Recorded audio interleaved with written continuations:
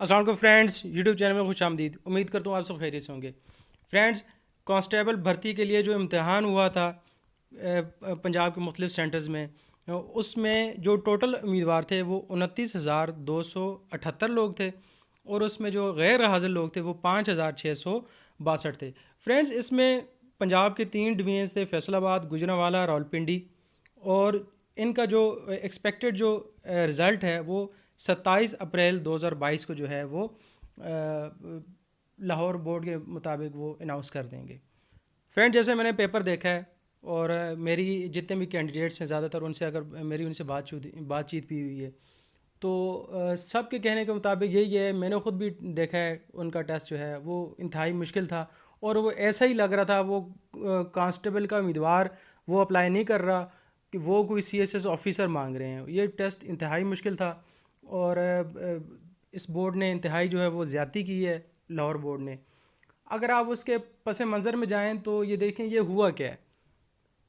جب حکومت نے ریکوزیشن دی پنجاب پولیس کی طرف سے کہ ہمیں جو ہے 29,000 امیدواروں کے لیے جو ہے وہ ہمیں امیدوار اس کے لیے چاہیے، کانسٹیبل چاہیے، تو یہ کام سونپا گیا لاہور بورڈ کو۔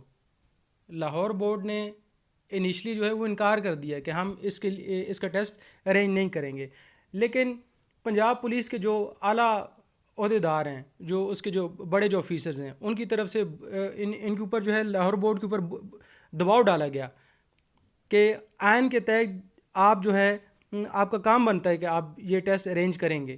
پھر انہوں نے بدلہ لینے کے لیے، بظاہر تو یہی نظر آتا ہے کہ انہوں نے بدلہ لینے کے لیے یہ ٹیسٹ جو ہے اتنا مشکل ٹیسٹ جو ہے وہ ارینج کیا گیا۔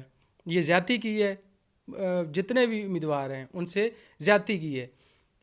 اپلائی کرنے والے جو لوگ تھے وہ تقریباً کچھ 86,000 کے قریب جو ہے وہ لوگ بنتے تھے، جو جن کی جو سلیکشن ہوئی، اسکروٹنی ہوئی، اس میں یہ لوگ جو ہے 29,000 لوگ رہ گئے، جس میں سے 5,000 غیر حاضر ہو گئے۔ اگر فرینڈس اگر ہم دیکھیں تو نہ کرتے یہ کوئی 5-6 کروڑ روپے کی بات بنتی ہے۔ 500 انہوں نے ایک جو ہے کینڈیڈیٹ سے لیے ہیں۔ فرینڈس، اگر ہم ٹیسٹ کے معیار کی بات کریں اور اس کے پیٹرن کی بات کریں تو اگر میرٹ بنانا مقصود ہی ہے تو وہ معروضی سوالات پر مشتمل ہوتا ہے، ٹھیک ہے، چاہے وہ ایم ڈی کیٹ ہو، نیٹ ہو یا گیٹ ہو، سب انسپیکٹر کا پیپر ہو یا تحصیلدار کا امتحان ہو، تمام کے تمام جو ہیں وہ MCQs بیس ہوتے ہیں۔ لیکن یہ ایک پہلا پیپر دیکھا ہے جس کے اندر MCQs بھی ہیں اور سبجیکٹو بھی ہیں، لیکن یہ حکومت کو یہ چیز دھیان میں رکھنی چاہیے تھی۔ یہ 7ویں گریڈ کے کانسٹیبل کا پیپر ہے، اس میں سراسر جو ہے وہ ناانصافی جو ہے وہ کی گئی ہے۔ اگر آپ یہ دیکھیں کہ غیر معروف آیات اور احادیث کا ترجمہ اور ان کا عربی متن لکھنا، وہ بھی غیر کسی سلیبس کے وضع کر دینا، یہ سمجھ سے باہر ہے۔